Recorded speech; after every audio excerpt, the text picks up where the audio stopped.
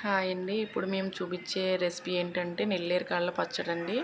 ఇది మన హెల్త్కి అయితే చాలా మంచిది. ఇది మాత్రం ఎప్పుడు మీకు వీలున్నప్పుడల్లా అవి నెల్లేరు కాళ్ళు ఎప్పుడు దొరికితే అవి మాత్రం మీరు ఆ పచ్చడి పాదులా ఉంటుందండి. ఆ పచ్చడి మాత్రం చేసుకొని మీరు హెల్త్కి మాత్రం మంచిది. అది చేసుకొని మాత్రం డెఫినెట్గా తినండి. ముందుగా జీలకర్ర ఎండుమిర్చి వేసుకోవాలి. అది కొంచెం చిన్నగా వేగిన తర్వాత మనం ఇక్కడ పక్కన చూపించిన కొత్తిమీర, పచ్చిమిర్చి మనం కారానికి తగినట్టుగా మనం వేసుకోవాలండి. పచ్చిమిర్చి, చింతపండు, అల్లం ముక్కలు అన్నీ మనం ఇవన్నీ పచ్చివాసన పోయే వరకు మనం మగ్గబెట్టుకోవాలి. అవి బాగా టమాటీ ముక్కలన్నీ బాగా పచ్చివాసన పోయేంత వరకు ఉంచిన తర్వాత నెల్లేరు కాళ్ళు అనేవి ముందుగానే మనం ముందుగా పెనంలో వాటర్ పోయేంత వరకు పచ్చివాసన పోయేంత వరకు ముందుగా సపరేట్గా ఉంచుకోవాలండి.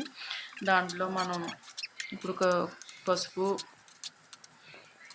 తగినంత మనకి టేస్ట్ కోసం ఉప్పు వేసుకొని బాగా మగ్గేంత వరకు ఉంచుకొని, కానీ ఈ పచ్చడి మాత్రం చాలా టేస్ట్ కూడా అంతే విధంగా బాగుంటుంది. అంతే హెల్త్కి మాత్రం అదే చాలా మంచిదండి.